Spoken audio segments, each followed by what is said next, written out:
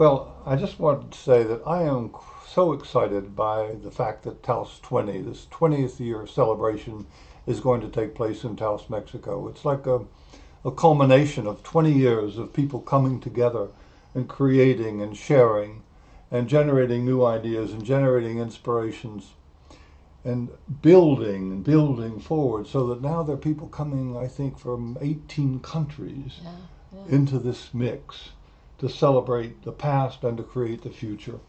Yes, I'm very excited about it too. It's just hard to believe that 20 years have gone by since we had our first conference there.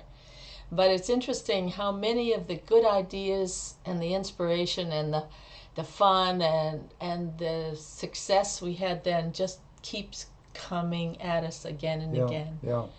Well, one thing that really strikes me is that there's something about the ideas in social construction which are very forgiving, which are very open, which invite others into the conversation, and so that you've got this influx of ideas which are important to people because they have there's a certain optimism about those ideas in terms of what we can build together. But they've got ideas which are bracing and fascinating and unsettling. But the same ideas create the relationships, which then create more ideas and practices. So it's been a kind of a building and growth experience of really great proportion. And I do think that part of the spirit of Taos is one of openness and acceptance and yet a feeling a little bit of feeling of being radical and being kind of against the mainstream, but not in a way that's negative.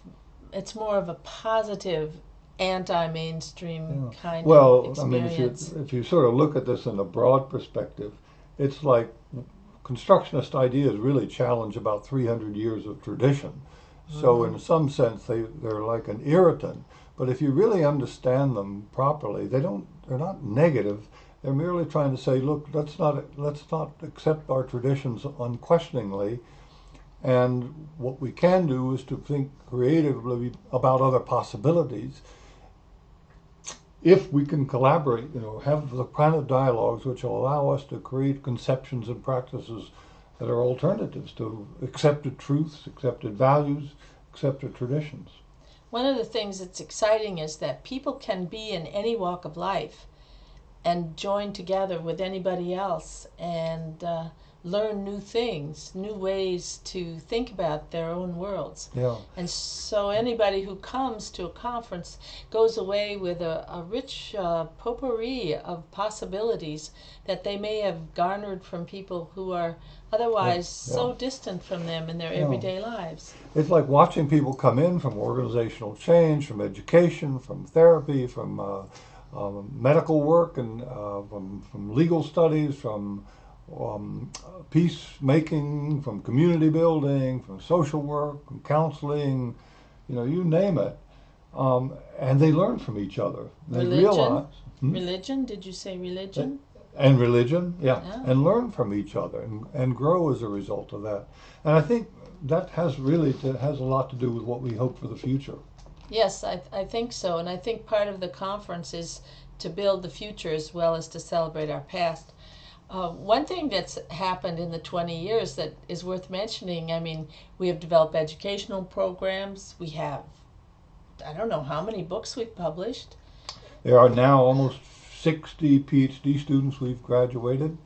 We have a certificate program which now functions in 8 different countries. Workshops Workshops which go on, yeah. So and it goes conferences. on, and offerings on our internet, and a publishing wing that gives books away for free in all languages, which has been one of the most exciting parts of the last year. I think that by and large, everyone who's ever come to our conferences has had something good to say. I remember one negative thing about 18 years ago, which was we didn't keep closely attuned to the times on our schedules. And we've tried to work real hard on that, haven't we? That's going to be a special challenge this year because the conference is really built around not individuals, but around dialogue. So instead of papers or presentations, most of the conference will be theme groups or dialogic workshops. And so trying to stop the conversation is going to be really a challenge. We'll have to have a big bell or something that we can ring when it's time to stop. Anyway, if you can't come, next best thing is to watch it on Kristen Bodiford's extension of the conference. And thank you, Kristen, for asking us these wonderful questions. Good luck for all of us.